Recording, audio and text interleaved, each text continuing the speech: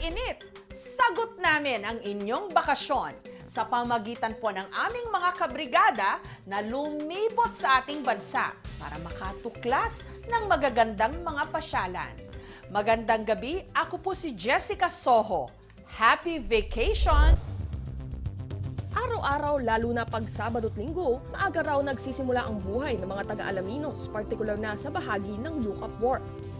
Kadalasan kasi, ang dating ng mga turista nauuna pa sa pagsikat ng araw.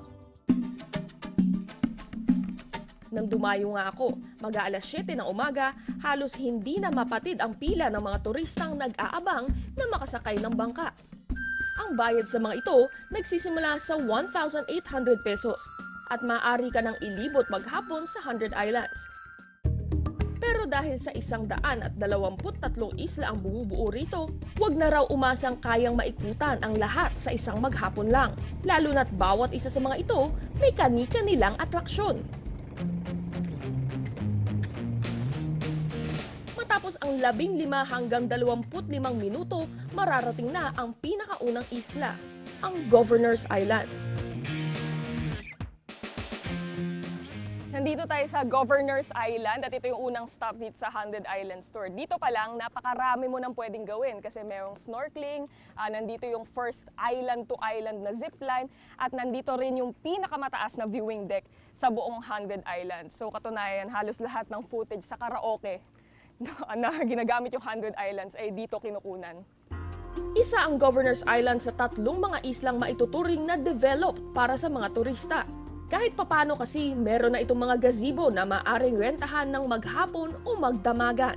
Meron din itong tindahan ng inumin at pagkain kaya tsak di kayo gugutumin. Sa pamamagitan ng Presidential Proclamation No. 667 na nilagdaan ni Pangulong Manuel Quezon noong January 18, 1940, idiniklarang pambansang parke ang 100 Islands. Remember that ang 100 Islands National Park is an ecotourism destination. So stakeholders should also earn from the islands, so that at least they could imbibe to love it, and protect it as well. Taong 2013, sinimulang planuhin ang pagpapagandang muli ng mga isla, kabilang na ang Governor's Island. Nang panahong iyon kasi, laganap ang mga estrukturang iligal na itinayo sa mga ito para lang mabigyan ng matutuluyan ang mga turista. Dahil sa madalian ang pagkakagawa ng mga estruktura, hindi ito matitibay at kadalasan hindi pa maganda ang itsura. Kaya pinangambahan ng mga namumuno sa Alaminos City noon na maging dahilan ito para tumamlay ang kanilang turismo. Bukod sa swimming, isa raw sa dinarayo rito sa Governor's Island ang view deck. Nasa sentro kasi ang isla at ito rin ang may highest peak sa lahat, kaya naman 360-degree view ng 100 Islands ang pwedeng masilayan. Pero bago umakyat, nagpalagay muna ako ng safety gear. Susubukan ko rin kasi ang isa sa kanilang ipinagmamalaking activity, ang island-to-island zipline. So kung kinaya mo yung napakatarik na pag-akyat dun sa hagdan kanina, mabibiyayaan ka naman ito. Yung pinakamagandang view dito sa 100 Islands, yan ay dahil mula sa spot na ito, makikita mo yung nasa kalahati ng 123 islands. Sa kabilang bahagi naman ng view deck, matatagpuan ang starting point ng 400-meter zipline patungo sa Virgin Island. Mas mataas siya sa inaakala ko. Marami na rin akong zipline na nasakyan, pero paano ka matatakot? Ang ganda-ganda ng view. O, diba? Sa totoo lang, takot ka pa rin.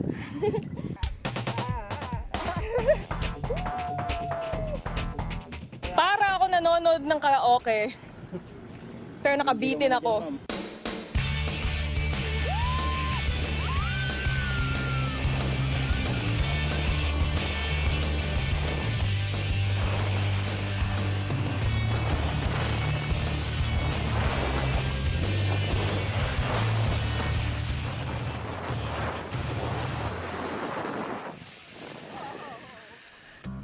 Para makabalik sa Governor's Island, maaring sumakay ng bangka pabalik. Pero ayon sa mga taga rito, ang ibang mga turista para raw lalong namnamin ang ganda ng paligid, pinipiling maglakad pabalik sa isla sa pamamagitan ng floating bridge. Muli akong sumakay sa bangka para sa aking susunod na destinasyon. Tila pagmamay-ari ng mga paniki ang Bat Island. Sinakop lang naman nila ang higit sa kalahati nito. Kung kailan sila nagsimulang manirahan sa isla, walang nakaalam kahit isa. Pero ang tila nakaakit sa kanila ang mga banggar o Indian almond na paborito nilang kainin. Laganap ang puno nito sa 100 Islands. Mabilis daw kasi itong tumubo sa mga lugar na malapit sa dagat. Kaiba talaga siya, no? Kasi yung mga paniki na nakikita ko dati, lagi nasa loob ng kuweba. Pero kung makikita nyo, nakalabas sila. Nasa tuktok sila ng isla, exposed to the daylight kahit na dapat, natutulog sila ngayon. Bukod sa turismo, malaki rin daw ang tulong ng fruit bat sa kapaligiran. Ikinakalat kasi nila sa paligid ang mga buto mula sa kanilang mga kinaing prutas na sa paglipas ng panahon, maaring tumubo at maging puno. Sa 123 mga isla rito, napag-alaman kong nasa mahigit 20 pa lang ang mga may pangalan. Marami dun sa 25 islands na may pangalan na ay nakapangalan sa mga dating presidente. Katulad na lamang itong Marcos Island kung saan ang #1 attraction daw ay cliff diving at bawal daw tumalon nang hindi naka-life vest. Isa raw sa paboritong pagliguan ng mga turista ang Marcos Island. Nang dumating nga ako, halos hindi mahulugang karayom ang beach area kahit patirik na ang araw. Sino nga ba naman ang makatatanggi sa ganda ng islang ito na may pino at puting buhangin at napakalinaw na tubig kung saan tanaw mo na hanggang ilalim? Pero ang mga turista gaya ko, hindi lang daw dapat sa dagat magbabad. Ang isa kasi sa kanilang panghatak dito sa Marcos Island, ang Imelda Cave kung saan maaaring mag-cliff jumping. Nasa 15 talampakan daw ang itaas ng tatalunan ko sa Imelda Cave. Hi! Nag-cliff diving ka din? Ilang taon ka na? 19 po. 19? Naiya naman ako, parang lahat ng tao. Mas bata sa akin. Wala naman silang problema mag-cliff diving. Ay! Dulas ako, ito na siya. Ang dami-dami ng pinagawa sa akin ng brigada. Ha? Pinatalon na ako sa dagat ng basura. Pinalubog na ako ng mahigit 100 talampakan sa gold mine. Dito ako pinaka natakot. Siya yung tumatalon, ako sumisigaw. Ano? Okay?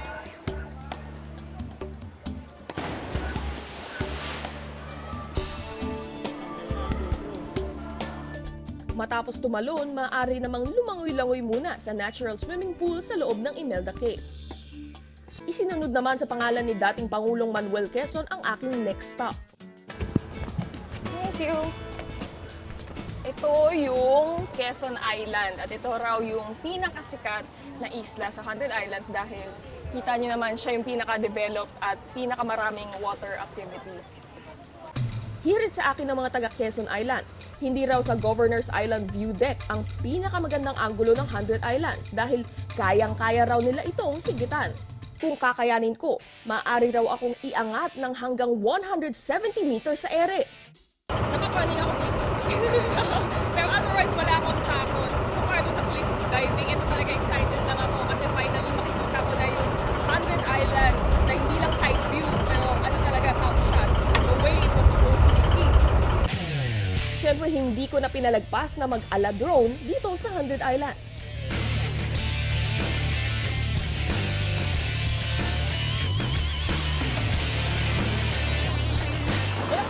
Not expecting this. But, oh wow.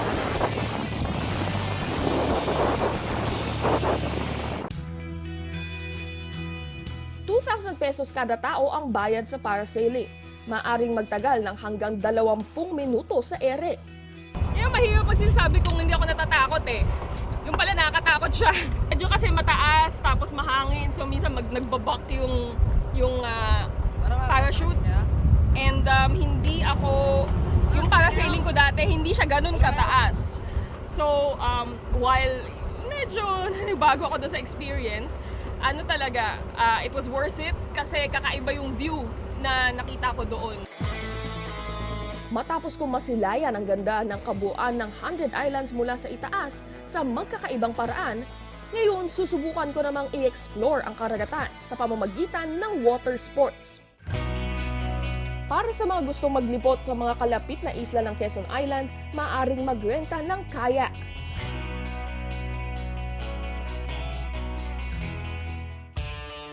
Pero kung hindi raw trip ang medyo mabagal na galaw sa dagat at game kung matalsikan ng tubig alat, pwedeng maglibot gamit ang jet ski. Habang nag-explore sa Quezon Island, napansin kong marami sa aking mga nakasabay, foreigner, na ang araw na yun pala, may pansamantalang dumaong na cruise ship at kasama sa kanilang mga destinasyon ang isla ng Quezon. Can you tell us something about your experience here at the 100 Islands? I really like the 100 Islands because it's a very unique aspect having the limestone formations, and the water's beautiful. The weather's been great the 3 times that I've been here. It's a lot of Third fun. time? Yeah. Okay. Are you with the cruise? Or you came here Yeah, separately? we're singers on the cruise ship. Oh, wow. Yeah. Okay. But this is your third time here. All the others I've seen are first timers. Is there any reason why you keep coming back? Well, the cruise keeps coming back, but I keep Okay. getting off the boat because it's absolutely gorgeous. The view, we were just saying, is the best we've seen. It's beautiful, it's warm, it's tropical, people are very nice.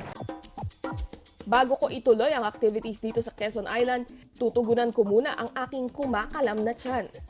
Ang aking susubukan ang ipinagmamalaki ng mga taga rito, ang Alaminos Longganisa.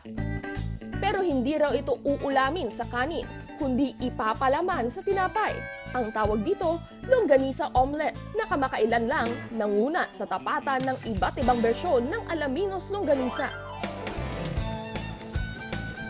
Alam ko breakfast food siya, pero kaya ko siyang kainin kahit hating gabi. Gigising ako at kakainin ko to. Sarap. Para raw makumpleto ang iyong 100 Islands experience, dapat hindi rin palagpasing sisirin ang karagatan. Kung nakukulangan kayo sa snorkeling, kung saan tila nakasilip lang kayo sa ganda ng karagatan, huwag mag-alala dahil hindi kalayuan sa Quezon Island maaaring subukan ang helmet diving.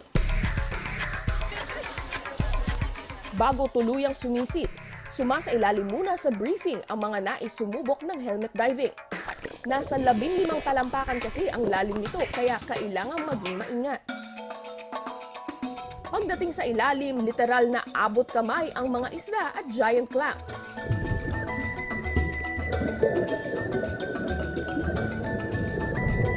Pero paalala, pwede lang silang titigan at hindi hawakan.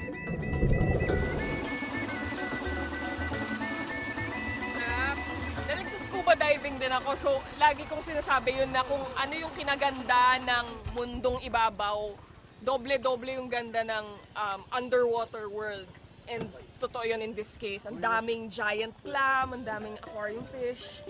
And maganda siyang option para dun sa mga tao na gustong makita lahat yon nang hindi pa sila nagte-training in advanced open water diving.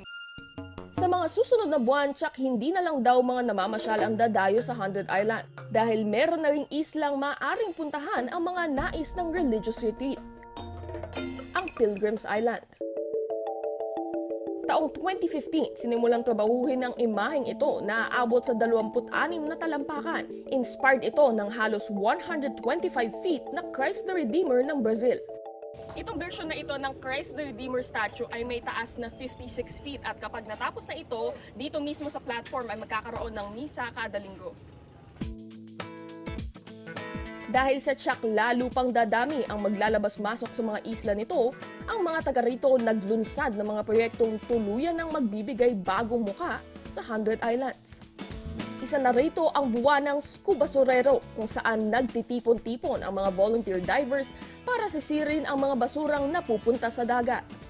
Bakit po mahalaga na kasabay ng pagtutulak o pag-promote ng tourism ay dapat pinapangalagaan din yung kalikasan? Yung pagpuprotekta natin ng kalikasan, it is not just a responsibility, no?